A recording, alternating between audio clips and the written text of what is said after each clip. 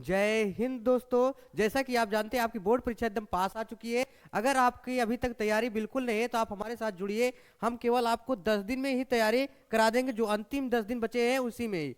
तो जिससे आपके 100% चांस रहेंगे 70 में 70 आने का। आज से हमारी क्लास शुरू हो रही है रिवीजन के तौर पे, प्रतिदिन क्लास चलेगी। तो हमसे जुड़िए और आप अपनी तैयारी को और बेहतर बनाइए। तो देखिए, इसमें से हम क्वेश्चन आपको पहला क्वेश्चन छाट कर लाए हैं, जिसमें से अतिलघुत्री प्रश्न पूछे जाते हैं जो 2 नंबर के होते हैं। तो इसमें से एक प्रश्न है, निम्नलिखित संख्याओं को अभाज्य गुणनखंडों के गुणनफल के रूप में व्यक्त कीजिए। तो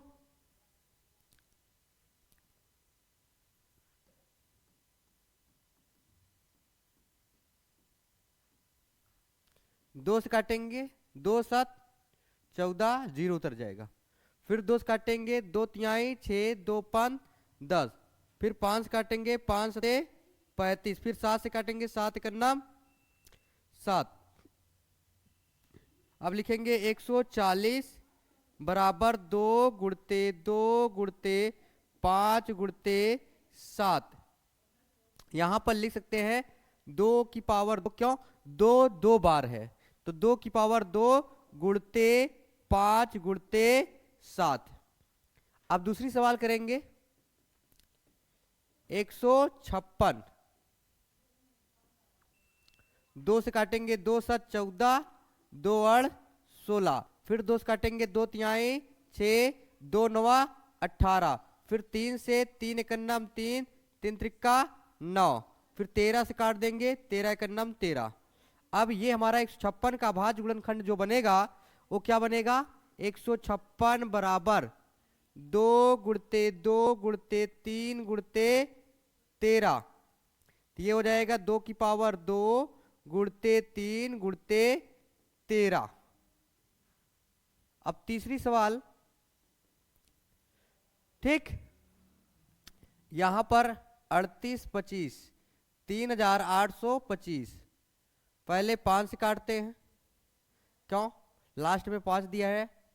नहीं, पहले 3 से ही अगर देख लीजिए, 3 एक नाम 3, 3 दूनी 6, 3 सत्ते का 3 से कट जाएगा।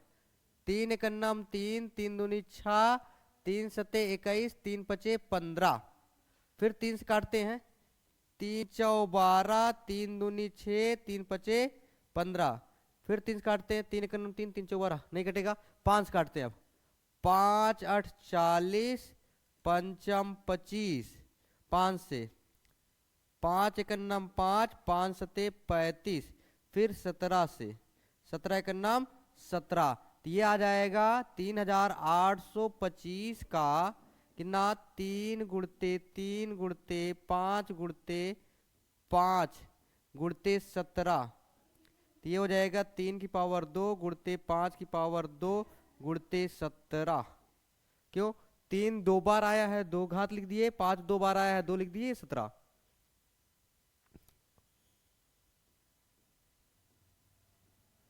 अब यहां पर क्या करेंगे, 500 सॉरी 5005 का गुणनखंड करेंगे।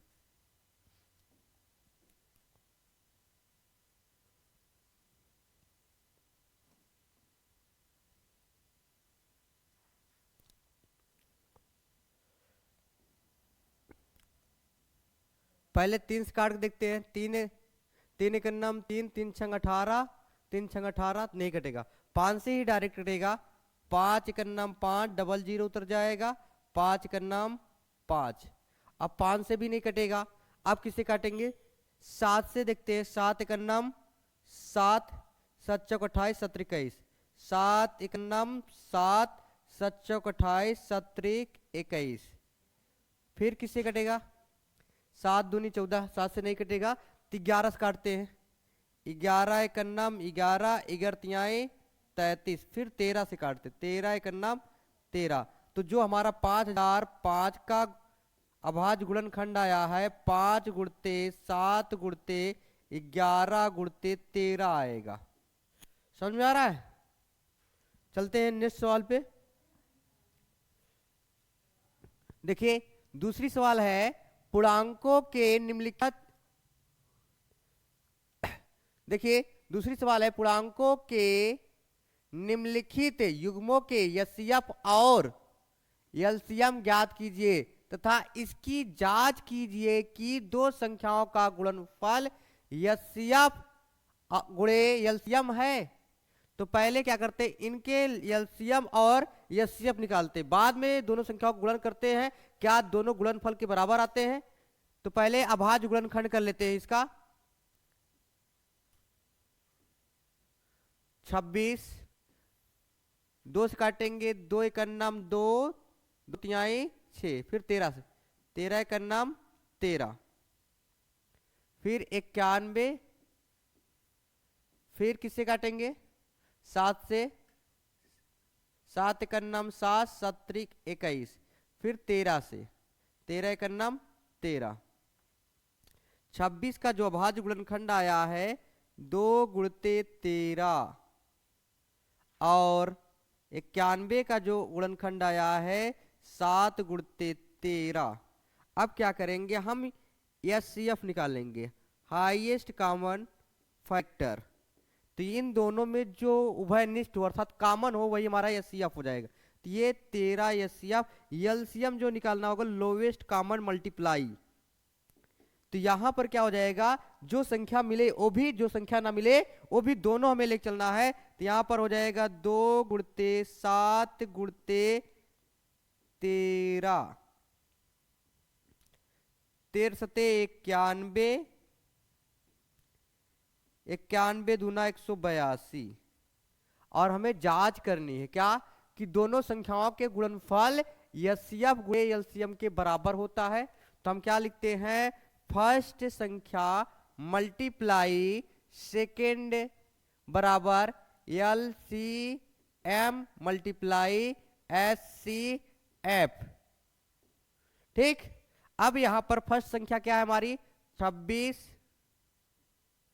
गुणते ये कितना है हमारा 91 बराबर एलसीएम कितना आया है 182 गुणते एचसीएफ कितना आया है, सॉरी एचसीएफ 13। अब गुणा कर लेते हैं, 20 का गुणा 91 में कर देंगे तो ये आएगा 2366। फिर इसका गुणा करेंगे 13 दूना 26, 13 अठे 104 और 2 जोड़ देंगे 106, 13 एक अन्नम 13, 13 10 23। तो देखिए लेफ्ट हैंड साइड बराबर राइट हैंड साइड आ गया, अर्थात फर्स्ट संख्या मल्टीप्लाई सेकेंड संख्या बराबर एचसीएफ गुणे एलसीएम। अब इसका क्या करते हैं,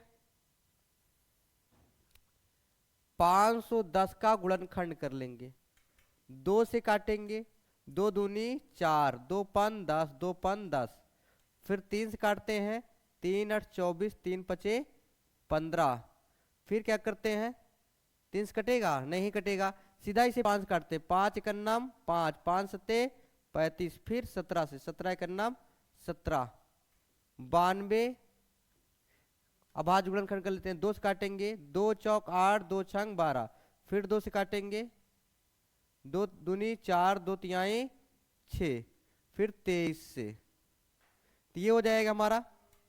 अब यहां पर इसका लिखेंगे 510 का जो हमारा अभाज्य गुणनखंड आया है 2 गुणते 3 गुणते 5 गुणते 17 और इसका जो आया है 23 का, ओ सॉरी 92 का 2 गुणते 2 गुणते 23।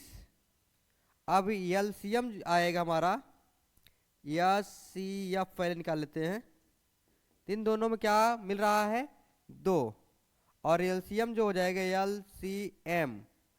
तो देखिए जो मिले पहले उसको उतार लो और जो नहीं मिल रहा है उसको भी उतार लो। पहले 2 बार उतारेंगे, फिर 3, फिर 5, फिर 17, फिर 23।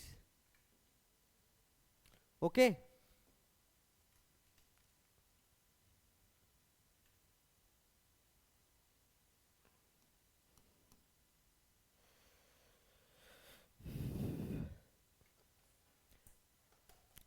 अब क्या करते हैं, दो संख्याओं का गुणनफल अर्थात फर्स्ट संख्या मल्टीप्लाई सेकेंड बराबर एचसीएफ गुणते एलसीएम। अब फर्स्ट संख्या क्या है हमारी, गुणा करके देख लेते हैं। 510 मल्टीप्लाई 92, तो ये आ जाएगा हमारा 46,920 बराबर एचसीएफ कितना है, 2 है। एचसीएफ का गुणा एलसीएम के साथ करना है। एचसीएफ 2 है मल्टीप्लाई एलसीएम कितना है, एलसीएम 2 गुणे 2 गुणे 3 गुणे 5 सॉरी 2 गुणते 3 गुणते 5 गुणते 17 गुणते 23, तो ये भी आ गया हमारा 46,920। ये दोनों बराबर हो गए। ओके, अब अगली सवाल देखिए क्या कह रहा है। अभाज्य गुणनखंड विधि द्वारा 25, 20, 10,530 का एचसीएफ और एलसीएम ज्ञात कीजिए। पहले क्या करेंगे, इसका गुणनखंड कर लेते हैं। कैसा, अभाज्य गुणनखंड करेंगे।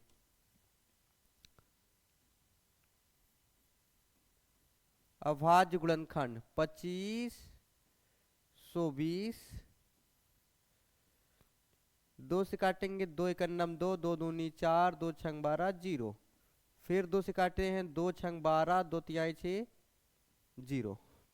ओके, फिर क्या करते हैं, 2 से काटते हैं 2 तिहाई 6, 2 एकन्नम 2, 2 पन 10। फिर 2 से कटेंगे 3 से, 3 एकन्नम 3, 3 पचे 15।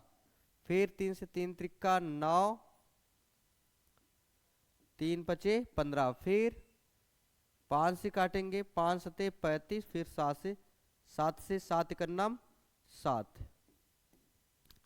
अब इसका क्या करते हैं, 10,530 को काटते हैं। 10,530 को काटेंगे यहां पर, तो 2 से काटते हैं 2 पन 10, 2 दूनी 4, 2 छंग 12, 2 पन 10। फिर किससे काटते हैं, 3 से कटेगा, 3 एकन्नम 3, 3 सते 21, 3 पचे 15, 3 पचे 15। 3 से 3 एकन्नम 3, 3 सते 21, 1 बचा, 3 पचे 15, 3 पचे 15। फिर किससे काट देते हैं, फिर काटते हैं इसको 3 से 3 पचे 15, 3 8 24। 3 से 3 पचे 15, 3 8 24, 3 पचे 15। फिर 3 से काट के देखते हैं, 3 एकन्नम 3, 3 9 27। 3 से 3 एकन्नम 3, 3 9 27, 3 पचे 15। फिर 3 से 3 छंग 18, 3 पचे 15। फिर 5 से आएगा 13। फिर 13 से काट देंगे तो आएगा 1। पहले हम सबको लिख लेते हैं। 25, 20 का अभाज्य गुणनखंड जो आया है 2 गुणे 2 गुणे 2, 3 गुणे 3 गुणे 5 गुणे 7। तो 2 कितनी बार आया है, 3 बार।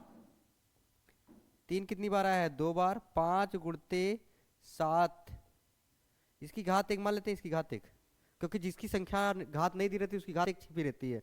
और यहाँ पर अब क्या करेंगे, हमारा 10,530 का जो आया है अभाज्य गुणनखंड 2 गुणते 3 गुणते 3 गुणते 3 गुणते कितनी बार, 4 बार। 3 गुणते 5 गुणते 13, 2 की पावर 1, 3 की पावर 4 और 5 की पावर 1, 13 की पावर 1। अब यहां लिख देते हैं एलसीएम। एलसीएम क्या करना है, लोवेस्ट वाला, ठीक है। एचसीएम मतलब हाईएस्ट, सबसे ज्यादा जो ना हो। अब यहां पर क्या करते हैं हम, अब यहां क्या करते हैं, एलसीएम निकाल लेते हैं। एलसीएम जब निकालेंगे यहां पर तो देखते हैं इन दोनों में क्या है, एलसीएम। तो इन दोनों में सबसे बड़ी घात देखनी है, पहले 2 वाले में तो क्या है हमारा 2 की पावर 3 है, और इस वाले में देखना है सबसे बड़ी घात 3 की पावर 4 है। फिर इन दोनों में देखनी है 5 की पावर 1 है, फिर इन दोनों में देखनी है 7 की पावर 1 है, फिर 13, ये हमारा एलसीएम हो जाएगा। गुणा कर लेते हैं, कितना आएगा देखते हैं। 8, 81, 35, 13, 8, 81, 35, 13, 8 गुणते 81 गुणते 35 गुणते 13, ये हमारा एलसीएम आया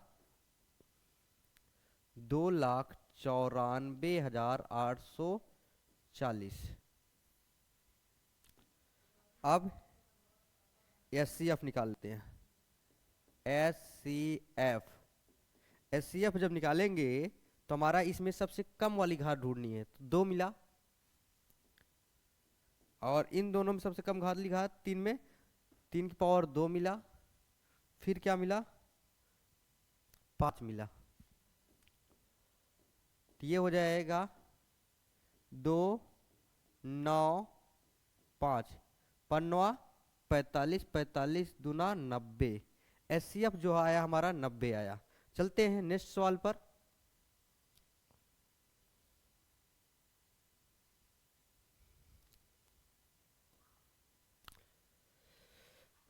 ये देखिए सवाल एक और आ गई, कह रहा है यदि 306 तथा 1314 का एचसीएफ 18 हो तो उनका एलसीएम ज्ञात कीजिए।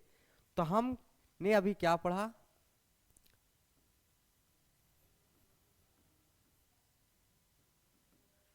फर्स्ट संख्या मल्टीप्लाई सेकेंड संख्या बराबर एलसीएम मल्टीप्लाई एचसीएफ।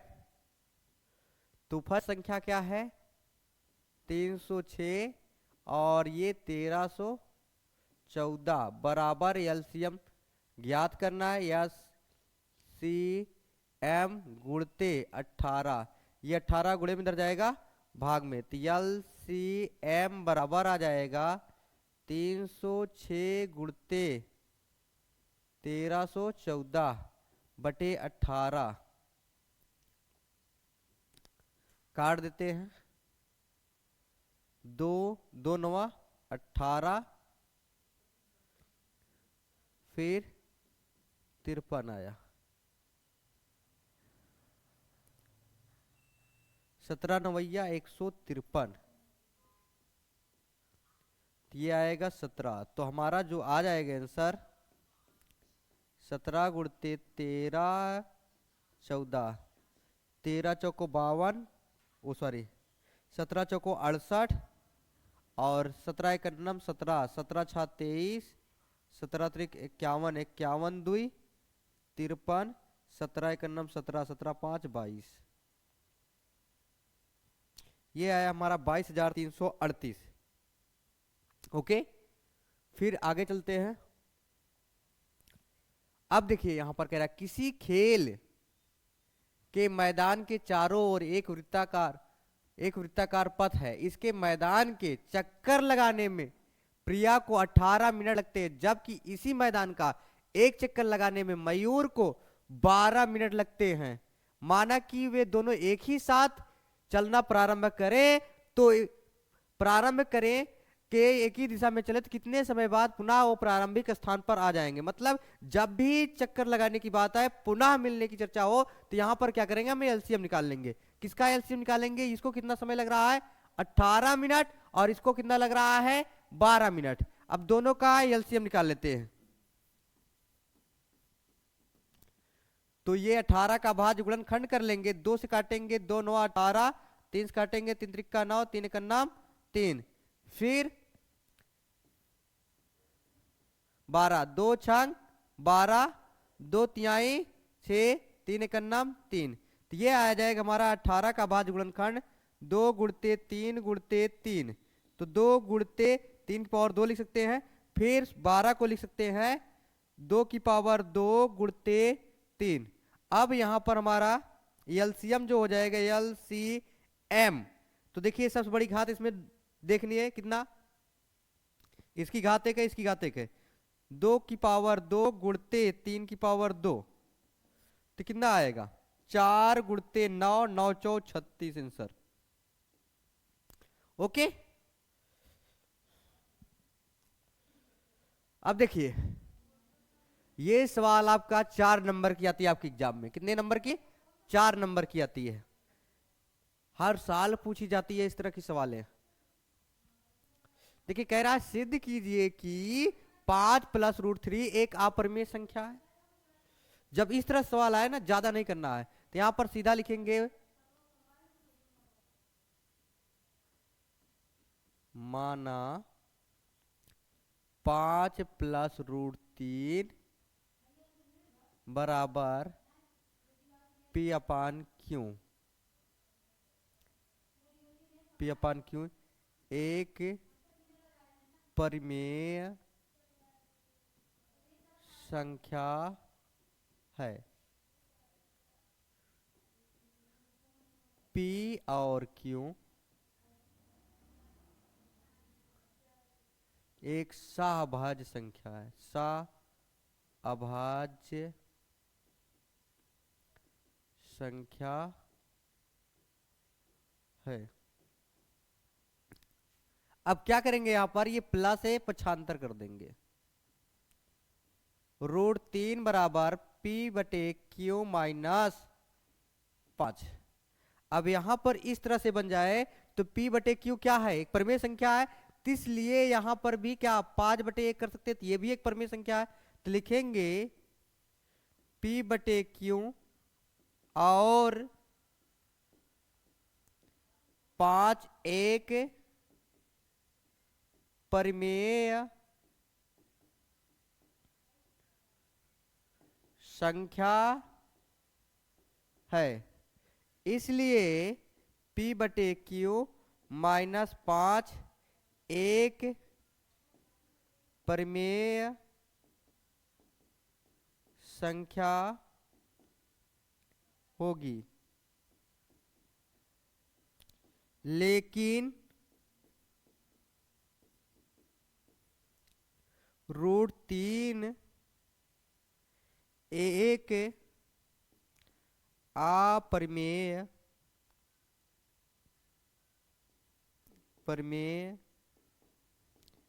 संख्या है।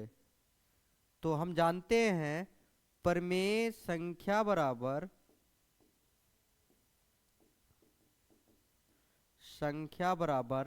डज नॉट इक्वल अपरिमेय संख्या।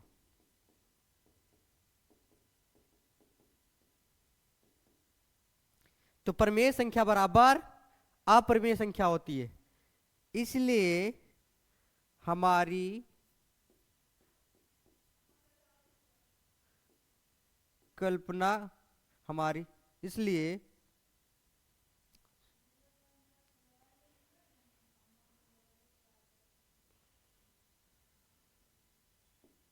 इसलिए विरोधाभास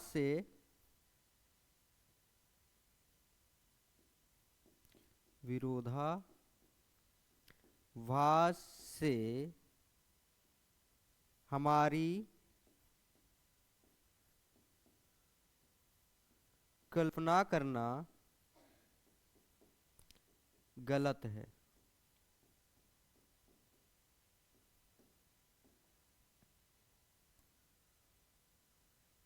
कल्पना करना गलत है। और 5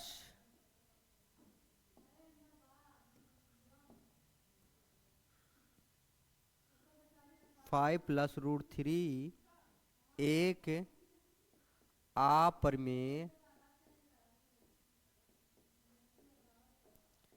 संख्या है। ओके, अब देखिए नेक्स्ट सवाल। सिद्ध कीजिए कि 2 - √5 एक अपरिमेय संख्या है। सेम टू सेम वही प्रक्रिया करेंगे जो इसके पहले कर चुके हैं। तो लिखेंगे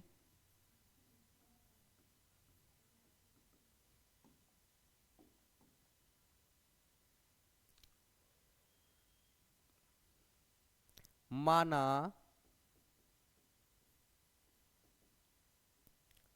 2 - √5 बराबर a/b, चाहे जो मानिए, a और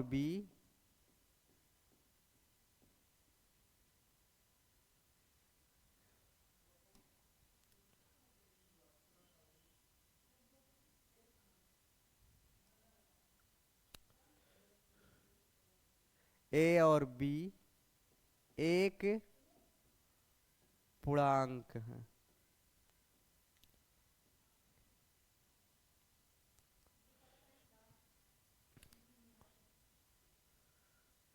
तो हल करेंगे। हल माना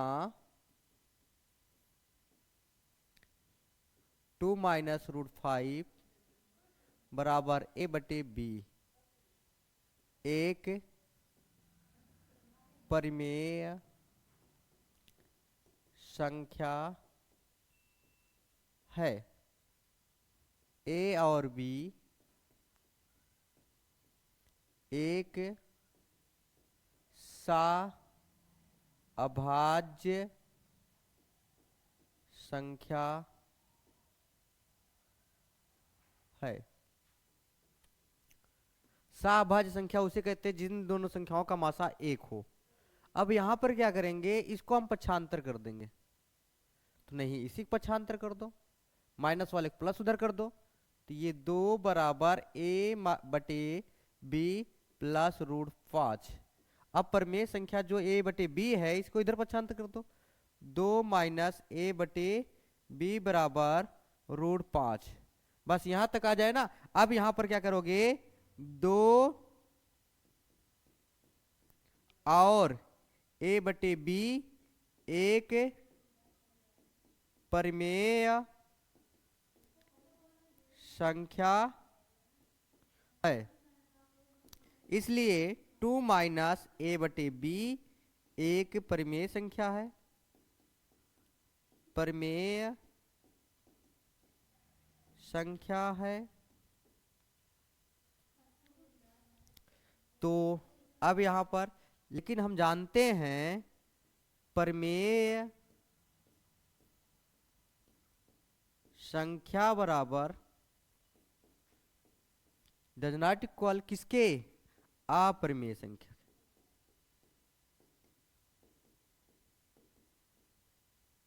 अपरिमेय संख्या के विरोधाभास से, इसलिए विरोधाभास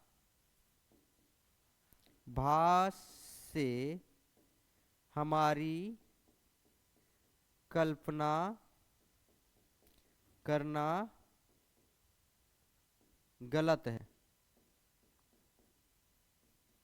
गलत है क्या, 2 -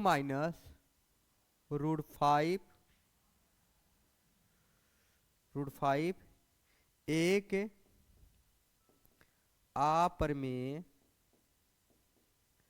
संख्या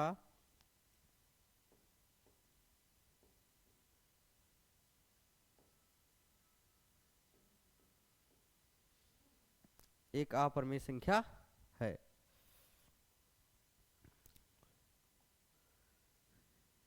ये देखिए थोड़ा सा चेंज होकर के आ गया। 8 नंबर कह रहा सिद्ध करो कि √2 एक अपरिमेय संख्या है। पूरी क्रिया वही दोहराएंगे, थोड़ा सा अलग रहेगा, क्योंकि यहां पर आपका कोई परिमेय संख्या ना जुड़ी है तो ना तो घटी है। माना √2 बराबर p/q एक परिमेय संख्या है, जहां p और q एक अभाज्य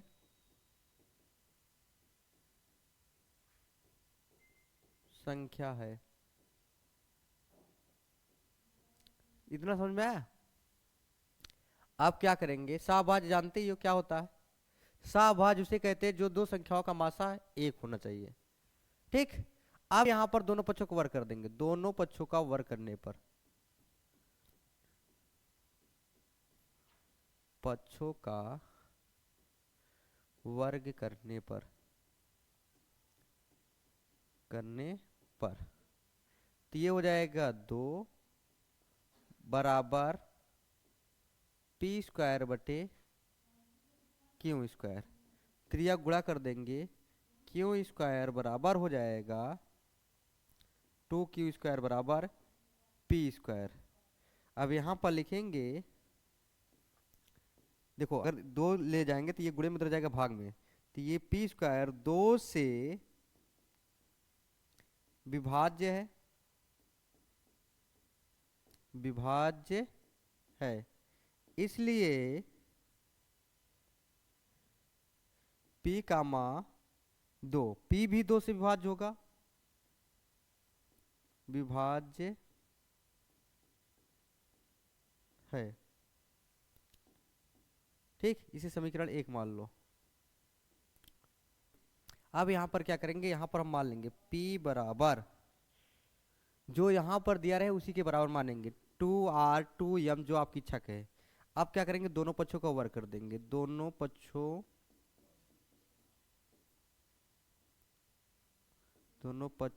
का वर्ग करने पर, जब वर्ग करेंगे तो ये हो जाएगा पी स्क्वायर बराबर 4r स्क्वायर। ठीक, चार पी स्क्वायर बराबर 4r स्क्वायर। तो हम जानते हैं, जानते क्या लिखे हैं, चूंकि पी स्क्वायर बराबर दिया है 2 क्यू स्क्वायर। अब मान रख देंगे, पी स्क्वायर का मान यहां रख देंगे समीकरण 1 से, ये हमारा आ जाएगा 2 क्यू स्क्वायर। 2 क्यू स्क्वायर, देखो ये पी स्क्वायर के स्थान पे क्या लिखेंगे, 2 क्यू स्क्वायर बराबर 4r स्क्वायर, काट देंगे तो ये आएगा हमारा 2, तो क्यू स्क्वायर बराबर 2r स्क्वायर। देखिए अब ये 2 गुणे में इधर जाएगा भाग में, तो इसका मतलब क्यू स्क्वायर भी 2 से विभाज्य है, क्यू स्क्वायर 2 से विभाज्य है, इसलिए क्यों 2 से विभाज्य है, इसलिए क्यों भी 2 से विभाज्य है। अब यहां पर क्या करेंगे, ये हमारा समीकरण 2 हो जाएगा। देखिए आपको यहां बताए हैं जहां p और q एक सहभाज्य संख्या है, p और q सहभाज्य संख्या है, लेकिन अगर देखा जाए तो ये भी 2 से विभाज्य है, ये भी 2 से विभाज्य है, इसका मतलब इन दोनों का लासा क्या हुआ, सॉरी इन दोनों का मासा क्या हुआ, 2 हुआ। तो हम कह रहे हैं मासा कितना है, सहभाज्य मतलब 1 होना चाहिए। तो ये हमारी विरोधाभासी कल्पना करना क्या है, गलत है। अब जब गलत है तो ये क्या होगा, आपका √2a के अपरिमेय संख्या होगा।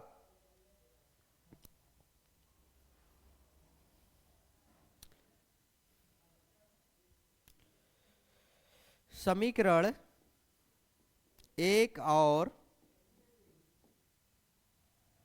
समीकरण 2 से, समीकरण 1 और 2 P और Q दोनों, P और Q दोनों 2 से विभाज्य है।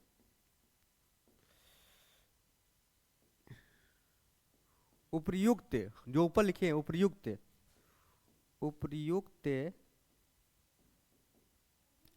P और Q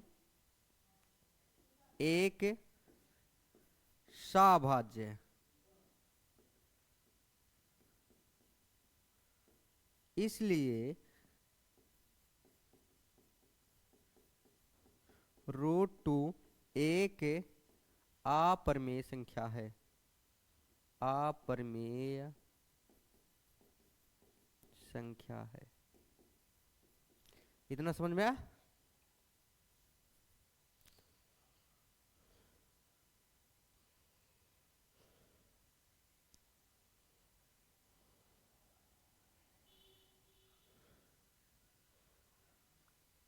ठीक है, आगे देखते हैं। यहां पर देखिए कह रहा है सिद्ध कीजिए कि 2 + √3 एक अपरिमेय संख्या है। तो ये क्या मानेंगे, माना 2 + √3 बराबर P/Q एक परिमेय संख्या, परिमेय संख्या है जहां P और Q सभाज्य संख्या है, सभाज्य संख्या है। ठीक, जहां P और Q सभाज्य संख्या है। तो अब क्या करेंगे, +2 है इधर ले जाकर के माइनस कर देंगे। तो ये √3 बराबर P/Q -2। तो ये P और Q भिन्न में है, P/Q और 2 एक परिमेय संख्या है, लेकिन √3 एक अपरिमेय संख्या है।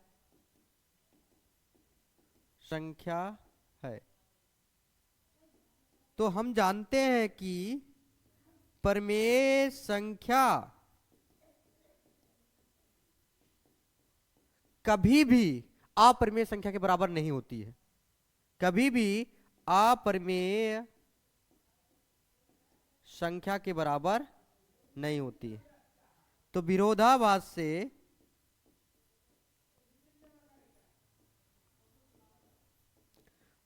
से हमारी कल्पना करना गलत है, हमारी कल्पना करना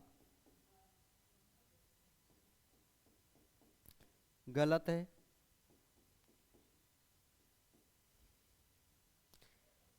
और और 2 + √3 एक अपरिमेय संख्या है। ओके, देखिए नेक्स्ट सवाल कह रहा है अभाज्य गुणनखंड विधि द्वारा 96 और 404 का एचसीएफ और एलसीएम ज्ञात कीजिए। तो अभाज्य गुणनखंड विधि से इसका एचसीएफ और एलसीएम निकालते हैं। हल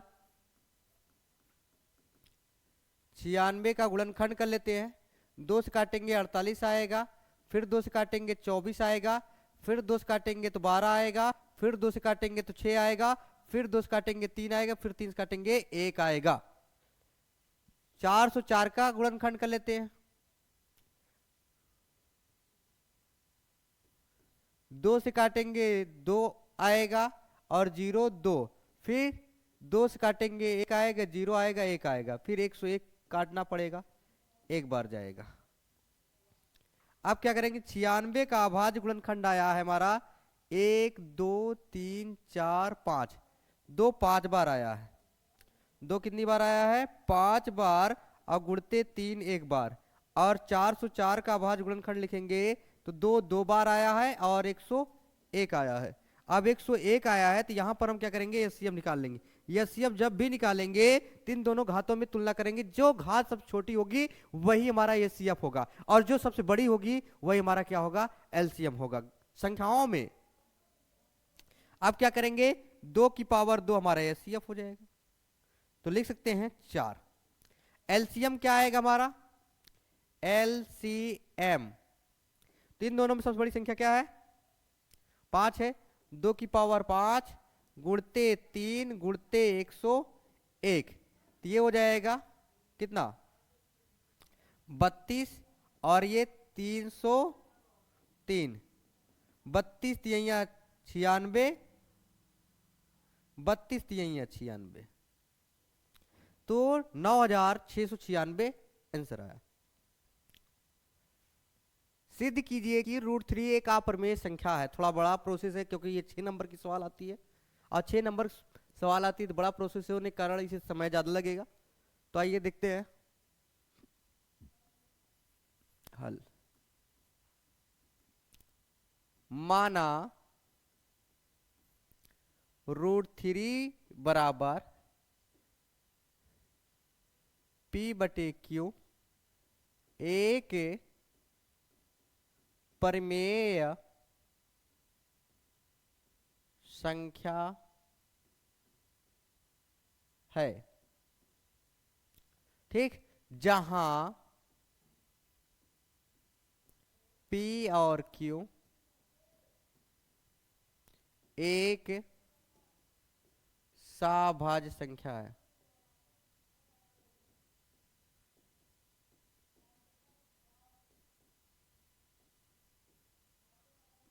ठीक, अब क्या करेंगे, दोनों पक्षों को वर्ग कर देंगे। दोनों पक्षों का वर्ग करने पर ये आ जाएगा 3 बराबर P²/Q²। 3 बराबर P²/Q²। त्रिया गुणा करा देंगे तो ये 3Q² बराबर आ जाएगा P²। और अगर ये गुणे में इधर जाएगा भाग में, तो इसका मतलब P² 3 से विभाज्य है। P² 3 से विभाज्य है। अब P² 3 से विभाज्य है तो P भी 3 से ही विभाज्य होगी। तो P 3 से विभाज्य है। तो ये समीकरण 1। अब यहां पर जो रहे ये अंश इसके बराबर मान लोगे √3 के, जो 3 है ये मान लोगे, जो भी संख्या रहे, 4 रहे, 5 रहे, ओ सॉरी 3 रहे, 2 रहे, 5 रहे, 7 रहे, जो भी रहे अंश के बराबर मान लोगे। तो यहां पर लिखेंगे माना क्या P बराबर 3R, एक गुणांक आप ले लेना अपनी इच्छा से जो यहां ना हो। तो P बराबर 3R, दोनों पक्षों का वर्ग कर देंगे। दोनों पक्षों का वर्ग करने पर जब वर्ग कर देंगे तो P² बराबर 9R²। तो देखिए P² बराबर 9R²। P² मान हमें मालूम है क्या, 3Q² है। तो यहां पर लिखेंगे P² के स्थान पे 3Q बराबर 9R²। क्या समीकरण 1 में क्या दिया है, चूंकि P² बराबर 3Q²। अब इसे काट देंगे, 3 × 9 3, 3 × 9। तो ये हमारा जो आ जाएगा Q² बराबर 3R²। ये गुणे में इधर जाएगा भाग में, इसका मतलब Q² 3 से विभाज्य होगा। तो ये हो जाएगा Q² 3 से विभाज्य है, और Q भी 3 से विभाज्य होगा, विभाज्य। तो ये समीकरण हमारा 2। अब एक बात ध्यान से देखिए, P² भी 3 से विभाज्य था और Q² भी 3 से विभाज्य। इसका मतलब P और Q का मासा जो आ रहा है 3 आ रहा है, लेकिन हम यहां पर लिख चुके हैं कि भैया इनका मासा क्या है, 1 है, जो हमारी कल्पना करना गलत है। विरोधाभास से हम कह सकते हैं कि हमारी कल्पना करना गलत है और √3 एक अपरिमेय संख्या है। समीकरण 1 और समीकरण 2 में P और Q 3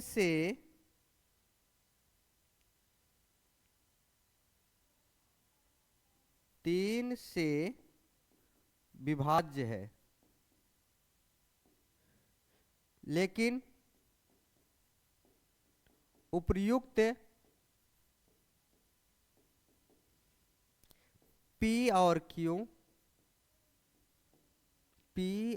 Q एक अभाज्य संख्या है। विरोधाभास से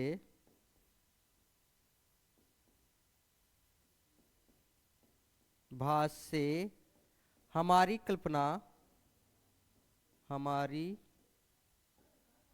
कल्पना करना गलत है। √3 एक अपरिमेय संख्या है।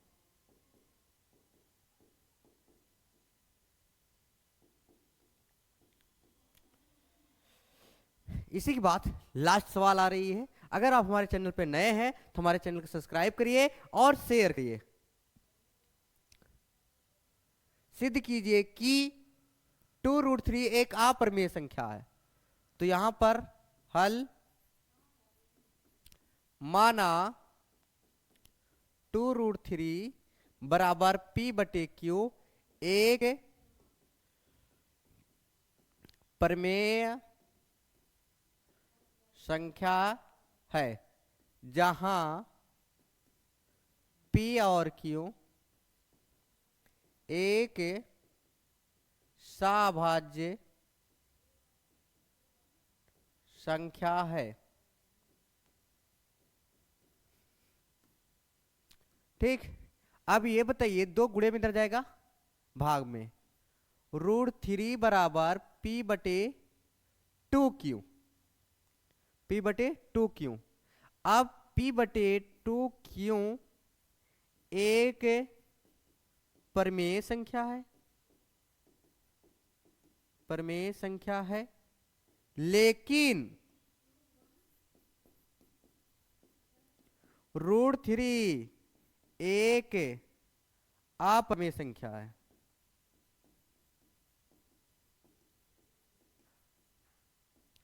तो आप जानते हैं परिमेय संख्या बराबर,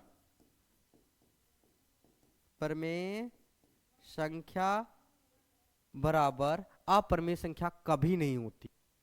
अपरिमेय संख्या, संख्या विरोधाभास से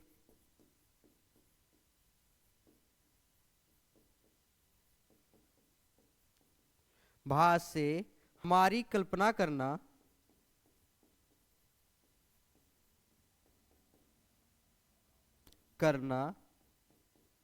गलत है। इसलिए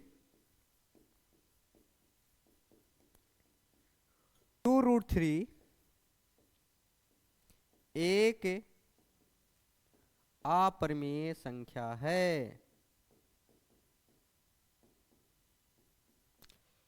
ठीक, इस तरह से हमारा पहला चैप्टर फिनिश हुआ। जितनी भी सवालें आपको एग्जाम से संबंधित थी या इंपॉर्टेंट लगी, हम वो सभी सवालें आपको आज इस लेक्चर में कंप्लीट करा दिए। ठीक है, फिर मिलते हैं हम दूसरे चैप्टर में। जितनी भी इंपॉर्टेंट सवालें रहेंगी हम उस सवालों को लेकर आएंगे। तब तक आप बने रहिए हमारे चैनल पर। चैनल पर हमारे नए हैं तो सब्सक्राइब करिए, शेयर करिए और कमेंट करिए। Thank you.